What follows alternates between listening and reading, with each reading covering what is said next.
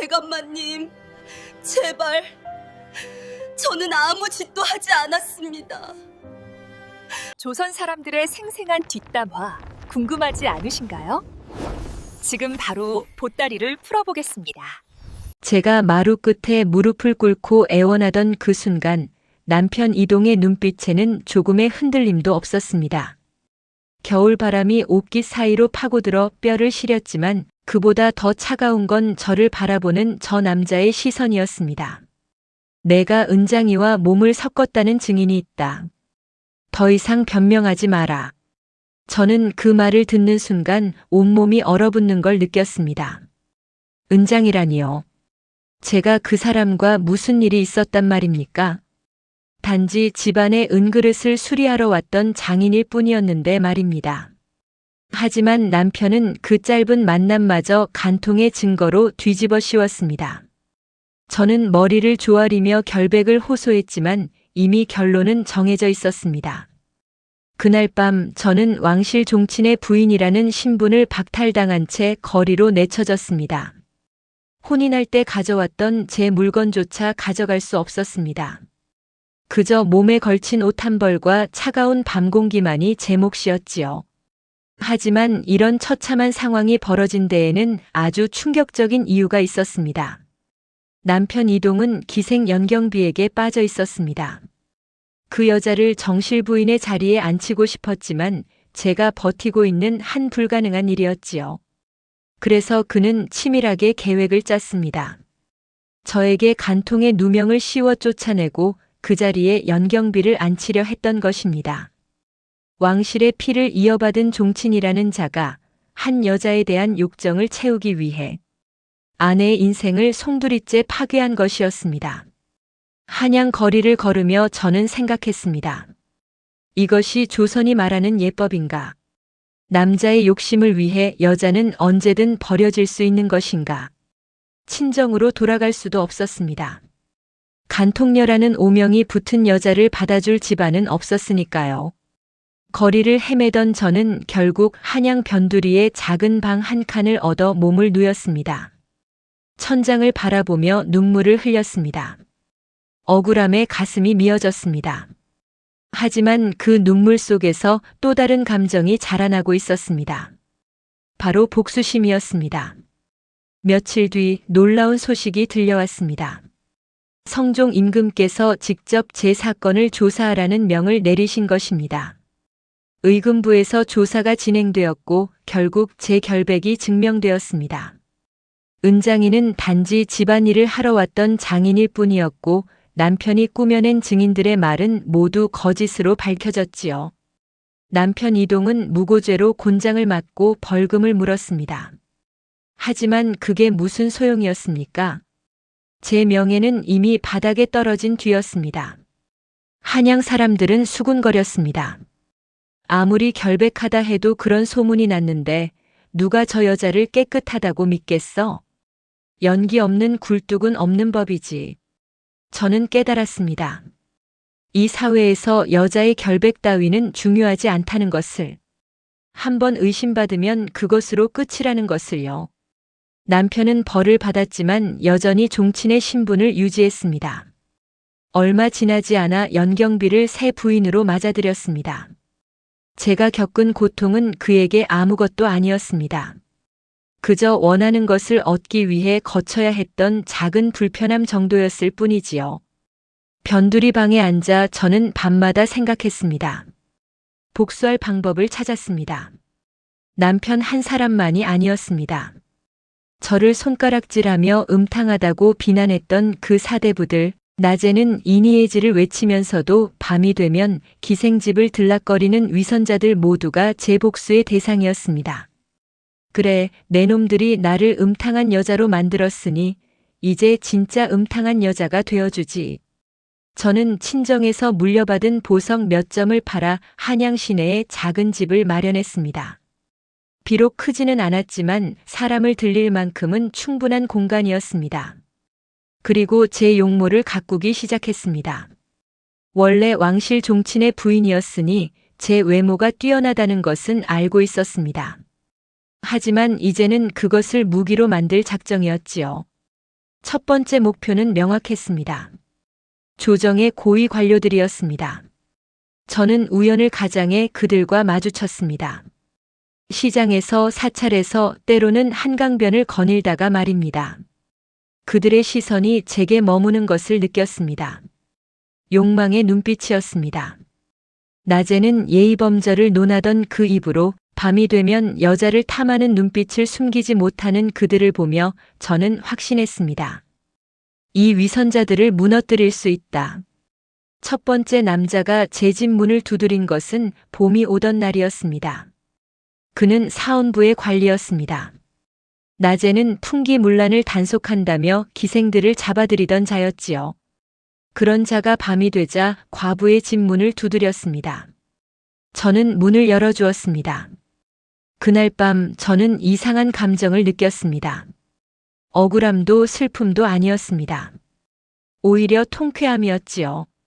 제가 음탕한 여자라고요? 좋습니다. 그렇다면 정말로 음탕한 여자가 되어 당신들의 위선을 낱낱이 벗겨주겠습니다. 두 번째, 세 번째 남자가 찾아왔습니다. 소문은 은밀하게 퍼져나갔습니다. 한양의 절세가인이 혼자 살고 있다더라. 밤에 찾아가면 거부하지 않는다던데. 남자들은 제 집으로 모여들었습니다. 종친도 있었고 당상관도 있었고 과거에 급제한 젊은 선비들도 있었습니다. 저는 그들을 차별하지 않았습니다. 신분이 높든 낮든 상관없었지요. 제게 중요한 건 오직 하나였습니다.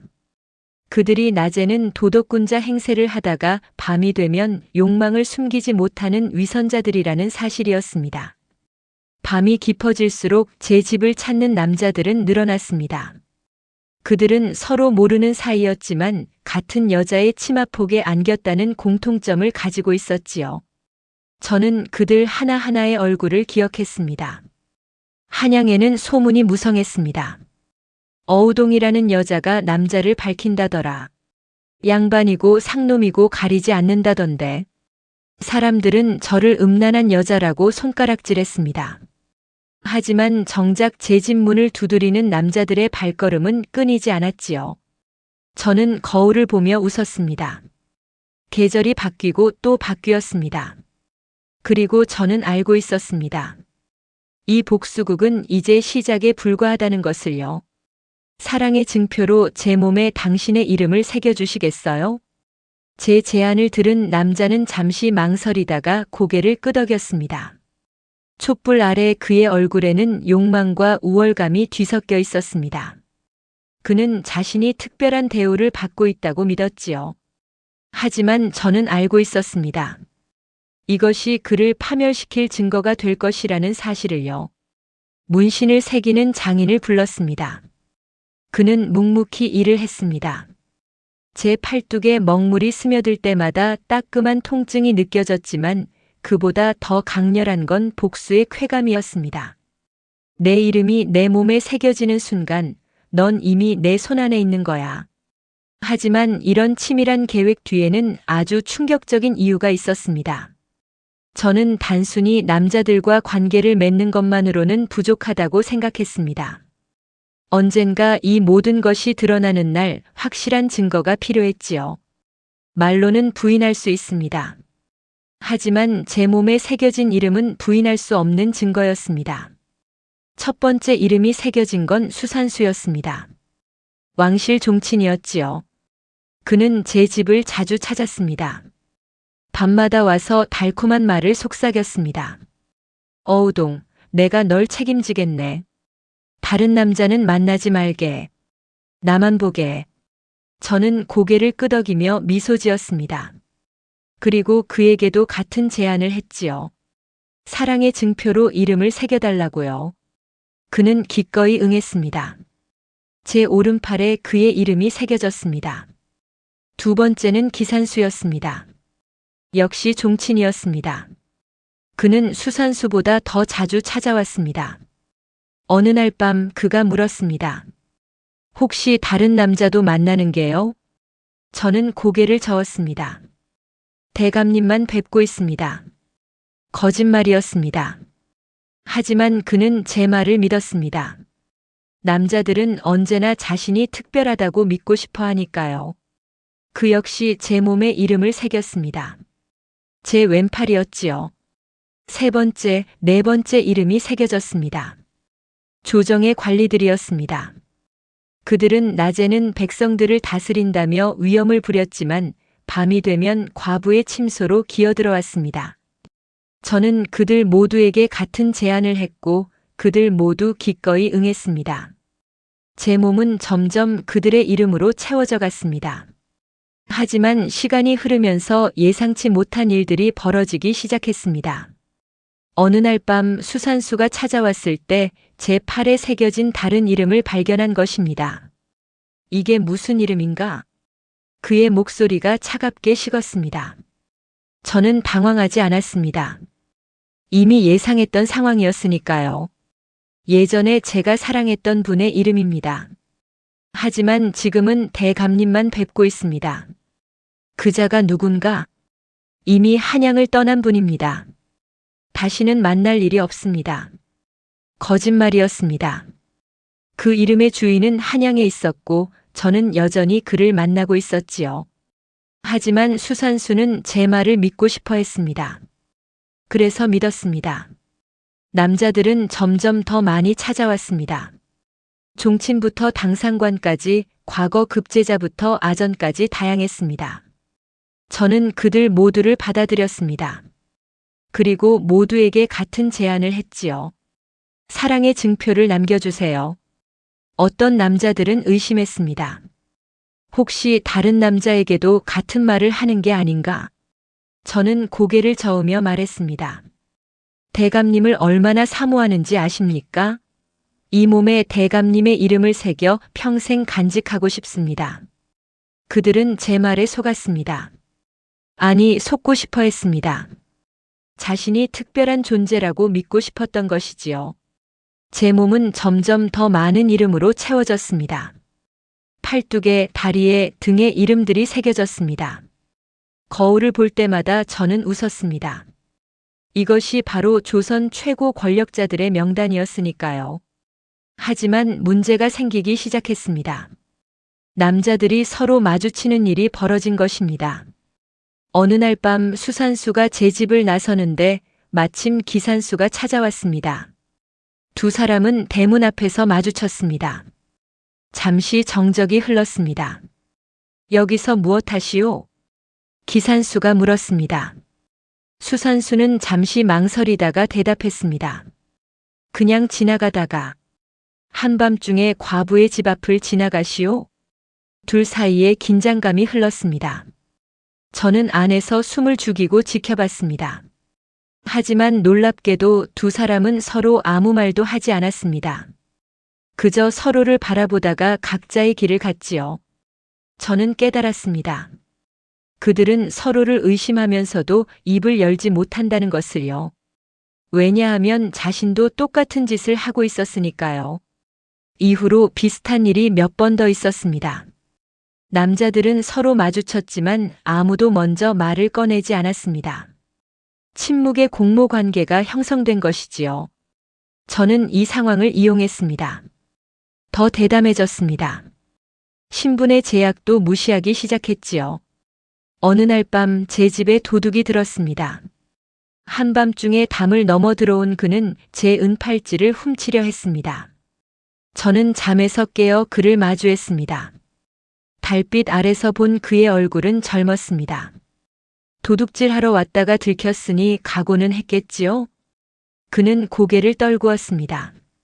저는 그를 관가에 넘기지 않았습니다. 대신 제안했습니다. 목숨을 살려주는 대신 오늘 밤 나와 함께 있어요. 그는 믿을 수 없다는 표정으로 저를 바라봤습니다. 하지만 이내 고개를 끄덕였습니다. 그렇게 저는 도둑과도 하룻밤을 보냈습니다. 그것은 단순한 욕망의 해소가 아니었습니다. 신분제도에 대한 저의 조롱이었지요. 왕족의 몸이든 도둑의 몸이든 다를 게 없다는 걸 증명하고 싶었습니다. 이후로 저는 더욱 파격적으로 변했습니다. 집을 수리하러 온 은장이, 나무를 하러 온 노비, 길에서 마주친 젊은 상인까지 가리지 않았습니다. 그들 모두 제 치마폭에 안겼습니다. 한양의 소문은 더욱 거세졌습니다. 어우동이라는 여자가 완전히 미쳤다더라. 이제는 양반도 천민도 가리지 않는다던데. 저런 년은 죽여야 마땅하다. 하지만 정작 그런 말을 하던 남자들조차 밤이 되면 제 집 문을 두드렸습니다. 위선의 극치였지요. 제 몸에 새겨진 이름은 계속 늘어났습니다. 어느덧 10명이 넘었고 20명을 향해 가고 있었습니다. 저는 문신을 새길 때마다 그 이름을 머릿속에 새겼습니다. 언젠가 이 명단을 세상에 공개할 날을 위해서였지요. 하지만 저 역시 변하고 있었습니다. 처음에는 순전히 복수심 때문이었습니다. 그런데 어느 순간부터 이상한 쾌감을 느끼기 시작했습니다. 남자들을 조종한다는 느낌, 그들의 욕망을 쥐락펴락한다는 느낌이 주는 쾌감이었지요. 거울을 볼 때마다 저는 생각했습니다. 나는 지금 무엇을 하고 있는 걸까? 복수를 하고 있는 걸까? 아니면 그저 타락하고 있는 걸까? 하지만 멈출 수 없었습니다. 이미 너무 깊이 들어온 것이지요. 돌아갈 수도 멈출 수도 없는 지점까지 와버렸습니다. 그리고 저는 결심했습니다. 끝까지 가보기로요. 이 복수국이 어떤 결말을 맺든 조선의 위선자들을 송두리째 무너뜨리는 그날까지 멈추지 않기로 말입니다. 대감마님, 이건 제 몸에 있던 옛 연인의 이름일 뿐입니다. 제 거짓말을 듣던 남자의 얼굴이 일그러졌습니다. 그는 제 팔을 세게 잡았습니다. 손가락 자국이 남을 정도로 강한 힘이었지요. 거짓말 마시오. 이 이름. 나도 아는 사람이요. 순간 등골이 오싹해졌습니다. 제 계획에 균열이 생기기 시작한 것입니다. 그날 이후 상황은 점점 더 통제 불능이 되어갔습니다. 남자들이 서로의 존재를 눈치채기 시작했던 것이지요. 처음에는 서로 모른 척했지만 시간이 지날수록 그들 사이에 묘한 긴장감이 흘렀습니다. 하지만 이렇게 통제력을 잃어가는 데에는 아주 충격적인 이유가 있었습니다. 저는 너무 욕심을 부렸던 것입니다. 한두 명이면 충분했을 텐데 10명, 20명, 30명까지 늘어났습니다. 제 몸에 새겨진 이름은 이미 20개가 넘었고 더 이상 숨길 수 없는 지경에 이르렀지요.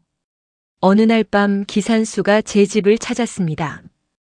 평소와 다르게 그의 얼굴은 굳어 있었습니다. 어우동, 솔직히 말하시오. 무엇을 말씀이신지요? 내가 유일한 게 아니지 않소? 저는 침묵했습니다. 거짓말을 할 수도 있었지만 그의 눈빛을 보니 이미 다 알고 있다는 것을 깨달았습니다. 대감님, 수산수도 만나고 있지 않소? 아니, 그뿐만이 아니겠지. 조정의 다른 관료들도 만나고 있을게요. 그는 제 팔을 잡아 소매를 걷어 올렸습니다. 그곳에 새겨진 여러 개의 이름들이 드러났습니다. 촛불 아래 먹물로 새겨진 이름들이 선명하게 보였지요. 이게 다 뭐예요? 그의 목소리가 떨렸습니다. 분노였는지 배신감이었는지 알 수 없었습니다. 아마 둘 다였겠지요. 저는 천천히 대답했습니다. 대감님께서 보시는 그대로입니다. 미쳤구려. 당신은 완전히 미쳤어. 그는 제 팔을 거칠게 놓아버리고 돌아섰습니다. 하지만 문을 열기 직전 멈춰섰습니다. 하지만 나도 입을 열 수 없어. 내 이름도 거기 새겨져 있으니까. 그 말을 남기고 그는 사라졌습니다. 저는 그의 뒷모습을 보며 웃음이 나왔습니다. 제 계획은 완벽했습니다. 그들은 서로를 고발할 수 없었으니까요. 하지만 문제는 거기서 끝나지 않았습니다. 며칠 뒤 조정에서 이상한 움직임이 포착되었습니다. 사헌부에서 풍기문란에 대한 단속을 강화하겠다는 상소가 올라온 것입니다. 특히 양반 부녀자들의 품행을 조사하겠다는 내용이었지요. 표면적으로는 백성들의 도덕을 바로잡겠다는 명분이었습니다. 하지만 저는 알고 있었습니다. 이것이 저를 겨냥한 것이라는 사실을요. 한양의 소문은 더욱 거세졌습니다. 이제는 대놓고 제 이름이 오르내렸습니다. 어우동이라는 년이 한양을 다 뒤집어 놓았다던데. 종친부터 관료까지 다 끼고 논다더라. 그런 년은 효수를 해야 마땅하다. 거리를 걸을 때마다 사람들의 시선이 따가웠습니다. 손가락질하는 소리가 들렸습니다. 하지만 저는 고개를 숙이지 않았습니다. 오히려 더 당당하게 걸었지요. 손가락질하는 너희 남편들이, 너희 아버지들이 밤마다 내 집 문을 두드렸어. 위선자들. 하지만 상황은 점점 더 악화되었습니다. 제 집 앞에 누군가 돌을 던졌습니다. 창문이 깨졌고 대문에는 음란녀라는 글씨가 새겨졌습니다. 밤이 되어도 이제는 남자들이 찾아오지 않았습니다. 두려움이 그들을 지배하기 시작한 것이지요. 어느 날 밤 오랜만에 한 남자가 찾아왔습니다. 과거에 급제한 젊은 선비였습니다. 그는 떨리는 목소리로 말했습니다. 어우동 낭자, 이제 그만 멈추시오. 무엇을 멈추라는 겁니까? 이러다가는 우리 모두 죽소. 그의 얼굴에는 공포가 가득했습니다. 저는 그런 그를 보며 물었습니다. 죽는 게 두렵습니까? 당연하지 않소? 명예도 가문도 다 끝장이요. 그럼 처음부터 오지 말았어야지요. 제 차가운 대답에 그는 할 말을 잃었습니다. 잠시 침묵이 흐른 뒤 그가 다시 입을 열었습니다. 제발, 내 이름만이라도 지워주시오. 제발. 그는 무릎을 꿇었습니다. 눈물까지 흘렸지요. 하지만 저는 고개를 저었습니다. 한번 새겨진 것은 지울 수 없습니다. 그럼 내가 죽어야 한단 말이오? 그건 당신이 선택할 일입니다. 그는 절망한 표정으로 고개를 떨구었습니다. 그리고 일어나 문을 향해 걸어갔습니다. 하지만 문턱에서 멈춰서서 말했습니다. 낭자도 무사하지 못할 거요. 조정에서 이미 낭자를 잡으려고 움직이고 있어.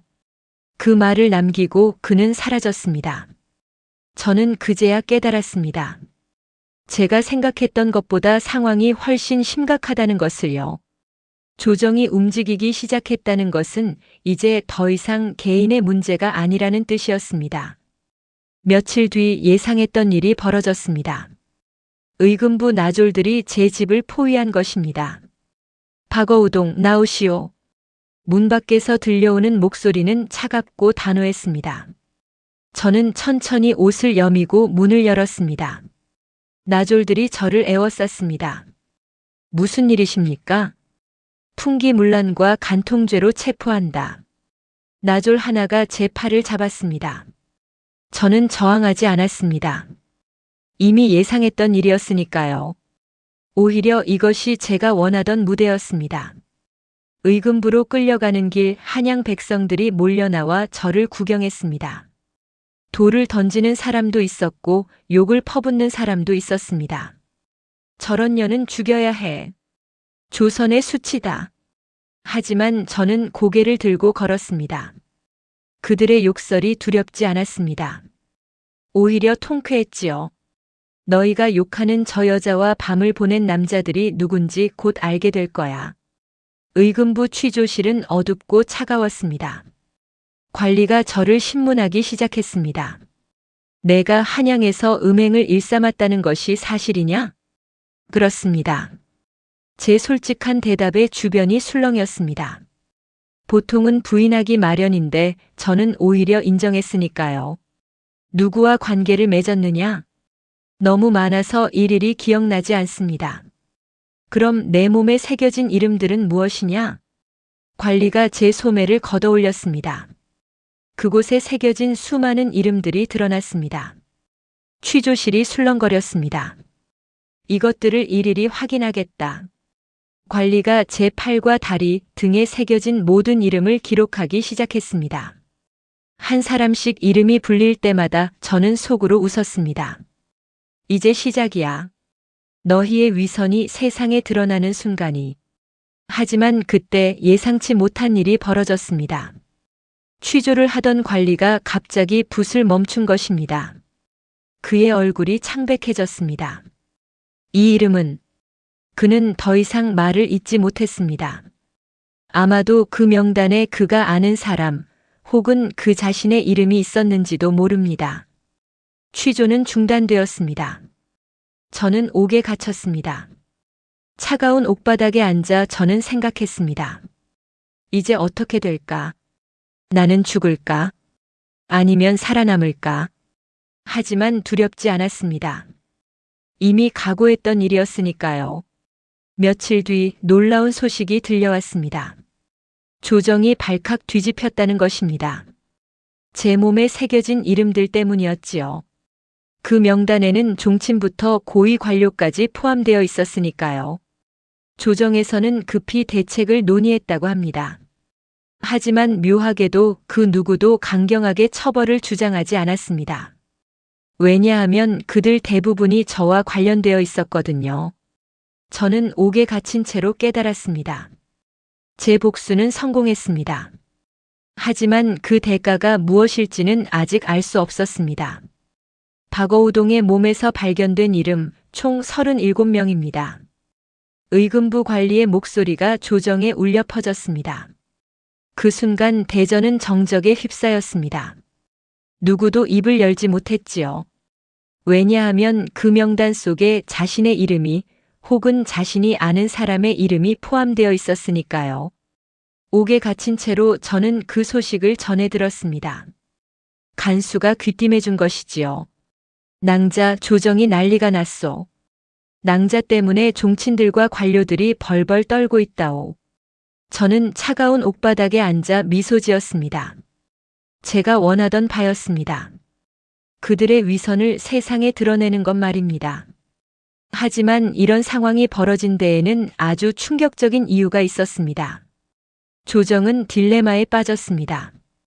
저를 처벌하자니 명단에 오른 사람들도 함께 처벌해야 했습니다. 하지만 그들을 처벌하면 조정의 근간이 흔들릴 판이었지요.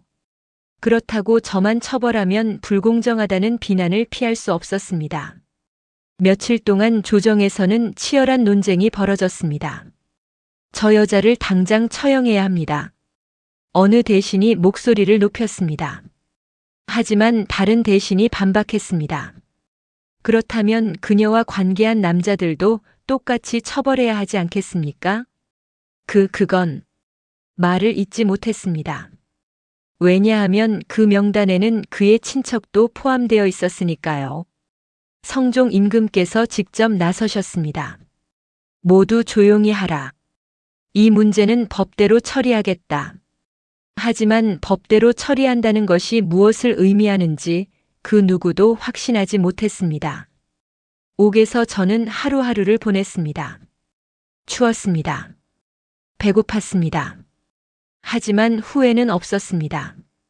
오히려 만족스러웠지요. 제 계획은 완벽하게 성공했으니까요. 어느 날 예상치 못한 방문객이 찾아왔습니다. 수산수였습니다. 그는 옥문 앞에 서서 저를 바라봤습니다. 그의 얼굴은 야위어 있었습니다. 어우동. 대감마님 어쩐 일이십니까? 제 목소리는 차갑고 담담했습니다. 그는 한참을 망설이다가 입을 열었습니다. 왜 이런 짓을 한 거요?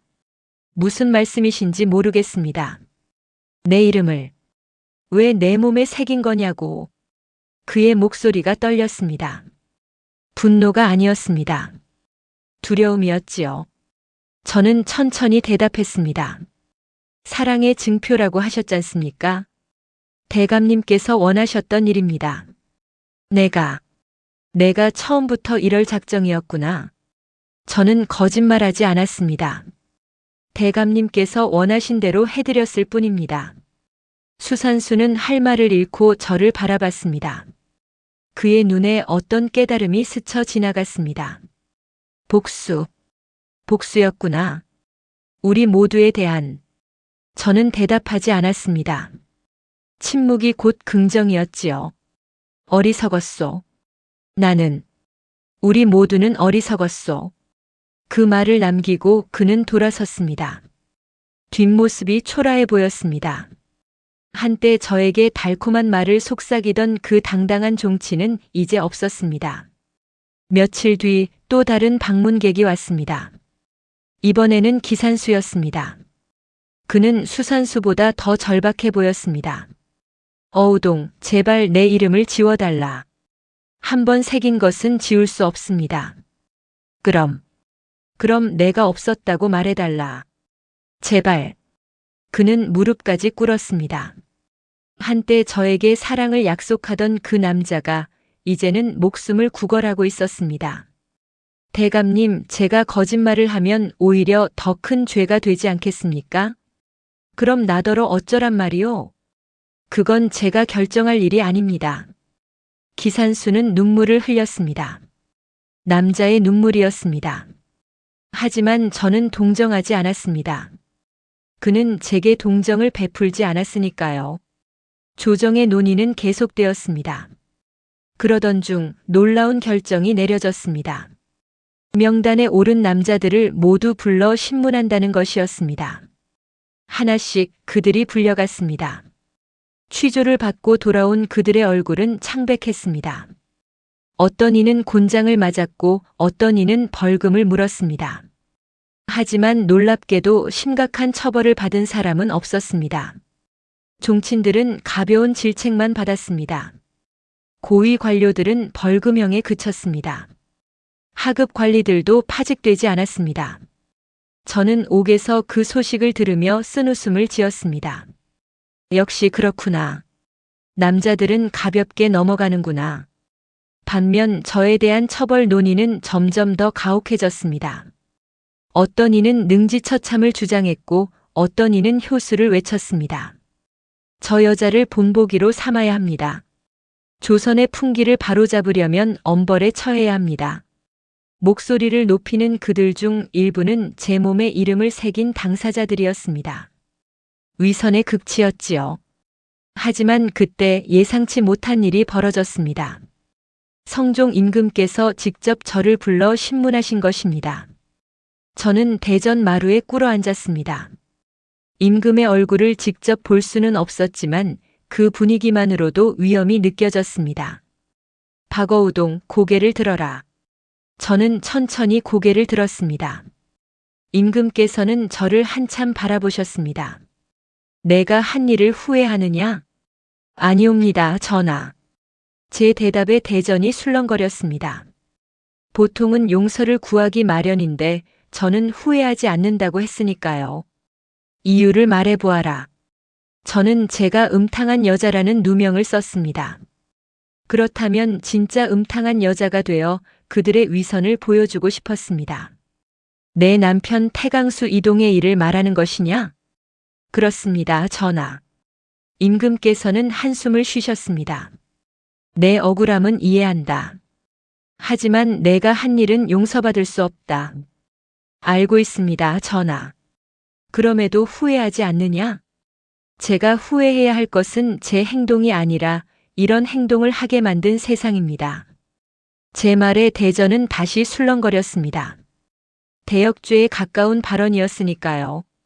하지만 임금께서는 노하지 않으셨습니다. 오히려 조용히 물으셨습니다. 내가 바라는 것이 무엇이냐? 저는 잠시 망설였습니다. 그리고 천천히 대답했습니다. 공정한 처벌입니다, 전하. 저만 벌을 받는 것이 아니라 저와 함께한 남자들도 똑같이 벌을 받는 것입니다. 그들도 이미 처벌을 받았다. 가벼운 질책과 벌금이 처벌입니까?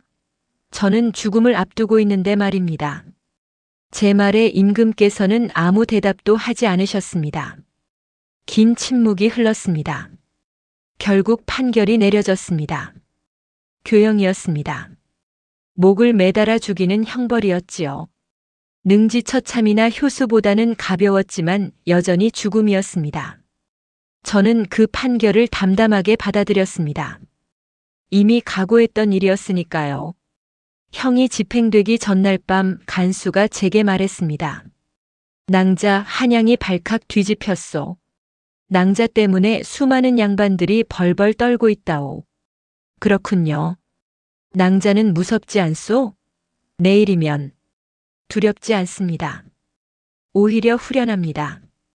간수는 이해할 수 없다는 표정으로 저를 바라봤습니다. 그날 밤 저는 옥 창문으로 보이는 달을 바라봤습니다. 차갑고 아름다운 달이었습니다. 저는 생각했습니다. 내일이면 모든 것이 끝나겠구나. 하지만 내 이름은 남겠지. 조선의 위선을 폭로한 여자로 혹은 음란한 요부로. 어떻게 기억되든 상관없어. 중요한 건 사람들이 나를 기억한다는 것. 그리고 저는 깨달았습니다. 제 복수는 성공했습니다. 비록 목숨을 잃게 되었지만 저는 조선의 사대부 사회에 깊은 상처를 남겼습니다. 그들은 평생 제 이름을 기억할 것입니다. 밤마다 제 얼굴을 떠올릴 것입니다. 그것만으로도 충분했습니다. 내일이면 형장에 서게 될 것입니다. 하지만 두렵지 않았습니다. 오히려 기대되었습니다. 마지막 순간 저를 죽이려는 그 위선자들의 얼굴을 똑똑히 보고 싶었으니까요.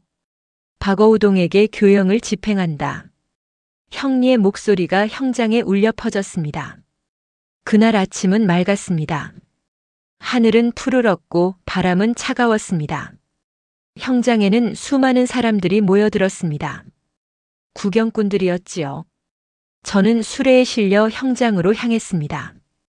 거리를 지나며 사람들의 얼굴을 봤습니다. 어떤 이는 저를 저주했고 어떤 이는 불쌍하다는 표정을 지었습니다. 하지만 대부분은 그저 호기심 어린 눈빛으로 저를 바라봤습니다. 구경거리가 되었구나.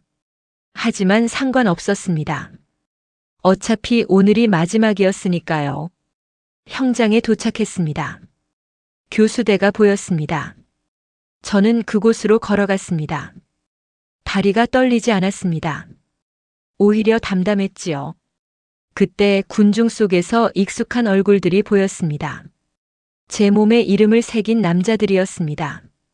그들은 멀찍이 서서 저를 바라보고 있었습니다. 어떤 이는 고개를 숙였고 어떤 이는 외면했습니다. 저는 그들을 하나하나 바라봤습니다. 그리고 속으로 말했습니다. 너희는 살아남았구나. 가벼운 처벌만 받고. 하지만 평생 나를 기억하게 될 거야. 밤마다 내 얼굴이 떠오를 거야.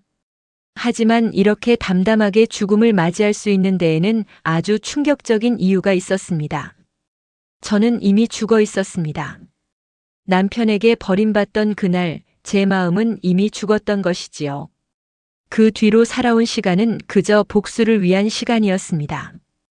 이제 복수는 끝났습니다. 그러니 정말로 죽어도 괜찮았습니다. 형리가 제 팔을 묶었습니다. 밧줄이 손목에 파고들었습니다. 아팠지만 참을만 했습니다. 그리고 목에 올가미를 걸었습니다. 마지막으로 할 말이 있느냐? 형리가 물었습니다. 저는 잠시 생각했습니다. 무슨 말을 남겨야 할까요? 군중을 바라봤습니다. 수많은 얼굴들이 보였습니다. 그리고 저는 천천히 입을 열었습니다. 저는 후회하지 않습니다. 제 목소리는 형장 전체에 울려 퍼졌습니다. 사람들이 술렁거렸습니다. 남자의 욕망은 풍류라 부르고 여자의 욕망은 죄악이라 부르는 이 세상이. 저는 후회하지 않습니다. 더 이상 말하지 않았습니다. 할 말은 다 했으니까요. 형리가 신호를 기다렸습니다. 그리고 북소리가 울렸습니다. 형 집행의 신호였지요. 그 순간 제 눈앞으로 지난 시간들이 스쳐 지나갔습니다. 남편에게 버림받던 추운 겨울날이 떠올랐습니다. 변두리 방에서 눈물 흘리던 밤들도 기억났습니다. 복수를 결심하던 그 순간도 생생했습니다. 그리고 제 집 문을 두드리던 수많은 남자들의 얼굴이 스쳐갔습니다. 사랑을 속삭이던 그 입술들, 욕망에 일그러지던 그 표정들, 두려움에 떨던 그 모습들이 모두 떠올랐습니다. 저는 웃었습니다. 마지막 순간에도 웃을 수 있었습니다. 나는 해냈어. 그들의 위선을 세상에 드러냈어. 밧줄이 당겨졌습니다. 저는 눈을 감았습니다. 통증은 잠깐이었습니다. 그리고 모든 것이 어두워졌습니다. 형이 집행된 뒤 한양은 한동안 술렁거렸습니다. 어우동이라는 이름은 사람들의 입에 오르내렸습니다. 어떤 이는 저를 음란한 요부라 불렀고 어떤 이는 불쌍한 여자라고 했습니다. 하지만 저와 관계했던 남자들은 모두 살아남았습니다. 그들은 여전히 조정에 나아갔고 여전히 높은 지위를 유지했습니다. 가벼운 질책만 받았을 뿐 심각한 처벌은 없었습니다. 세월이 흘렀습니다. 그들 중 일부는 밤마다 악몽에 시달렸다고 합니다. 어우동의 얼굴이 꿈에 나타났다고 하지요. 어떤 이는 제 이름만 들어도 얼굴이 창백해졌다고 합니다. 그들은 평생 제 이름을 지우지 못했습니다. 아무리 세월이 흘러도 아무리 높은 지위에 올라도 그들의 몸에는 보이지 않는 낙인이 찍혀 있었습니다. 어우동과 관계한 남자. 그것이 그들이 평생 짊어져야 할 짐이었습니다. 그리고 조선 사회는 조금 변했습니다. 아주 조금이었지만 확실히 변했습니다. 사람들은 깨달았습니다. 남자만의 욕망을 인정하면서 여자의 욕망을 죄악시하는 것이 얼마나 모순인지를요. 물론 완전히 바뀌지는 않았습니다. 여전히 여자들은 정절을 강요받았고 남자들은 자유로웠습니다.